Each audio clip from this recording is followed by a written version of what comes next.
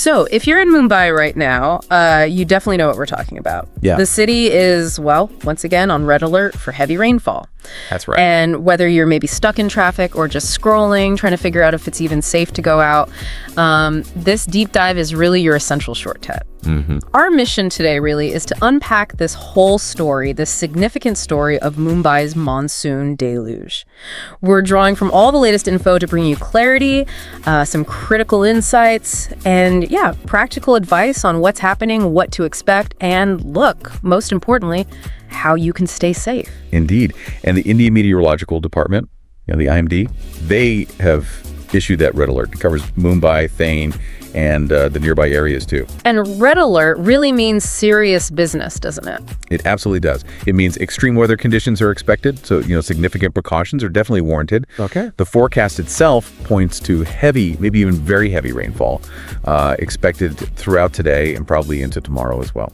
And we've already seen it, right? Intense overnight downpours have already caused quite a bit of waterlogging in those familiar spots. Think Dadar, Kurla, Sion. Yeah, the usual suspects. Exactly. Creating immediate problems for daily life. And we're certainly seeing those ripple effects from that intensity already. I mean, train services, they're seeing delays across the network. And if you are planning to fly out of Mumbai today, you absolutely need to check your flight status. Crucial. Some flights are late, others, well, they've already been canceled. Right. On the ground, you've got the BMC, the Brihan Mumbai Municipal Corporation. They're on high alert. They're out there actively trying to pump water out from the flooded areas. Do what they can. Yeah, and what's kind of interesting here, this dynamic, is the steady rise in the lake levels, the ones that supply Mumbai's drinking water. Yeah. Which is, great news long-term for water security. Definitely good news there. But that sheer volume of water right now just adds to the immediate problem, the waterlogging challenge. It's sort of a double-edged sword, isn't it? That really is a good way to put it. Yeah.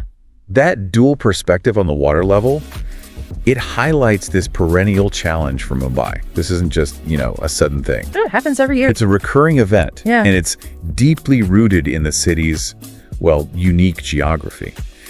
As a coastal metropolis, it's just inherently vulnerable to the monsoon's power. Right.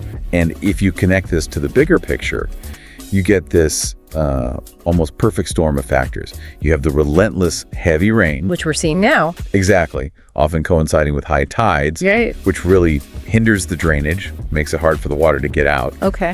And then there are the critical issues with the city's drainage infrastructure itself. That's a huge one. It really is. It's not just about old pipes, though many are. A lot of the colonial era drainage, it was designed for a far smaller city, different rainfall patterns. Right. Completely different context. Completely. And upgrading it now, it's a monumental task. Think about the population density, the complex stuff already underground, historical encroachment on floodplains. Yeah, it's incredibly complex. Which is why, year after year, we see severe flooding in those notoriously problematic areas like Andheri Subway, King's Circle, Kurla. You can almost predict it. You almost can. And today's intense rain, plus there's a high tide expected this evening. Yeah.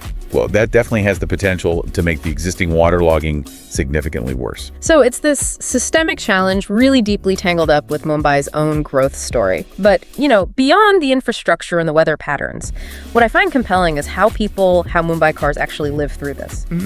The immediate impact on daily life, it's profound. Lots of offices have declared today a holiday specifically because of the travel risks. Sensible. And schools in many areas are shut. Now, that might feel like, an unexpected day off for some. Bonus holiday, maybe. Yeah, but it's actually a serious disruption. And then you think about the economic side.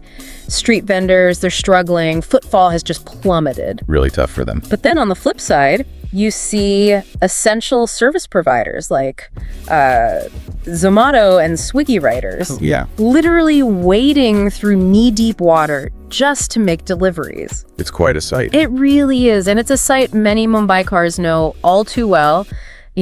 Cars stalling in what looked like maybe a shallow puddle. Happens all the time. And then people just jump in, helping push them to safety. You see that community spirit. It's remarkable, isn't it, that dedication?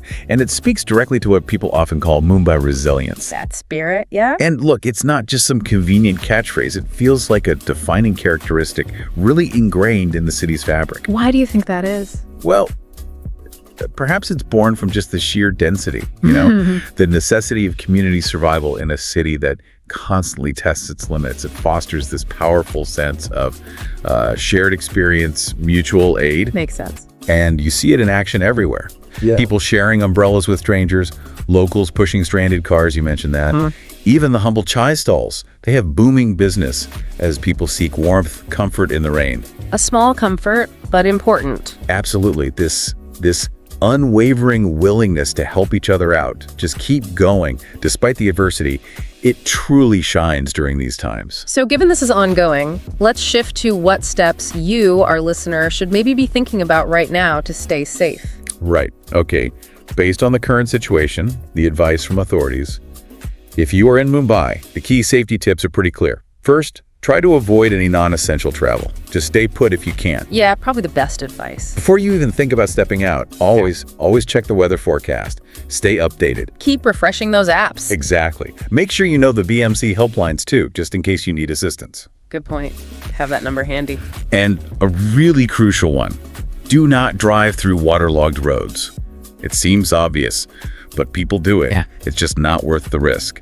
Your car could stall. It could be deeper than you think. Definitely not worth it. And finally, if you are heading to the airport, keep a very close eye on your flight status before you even leave home.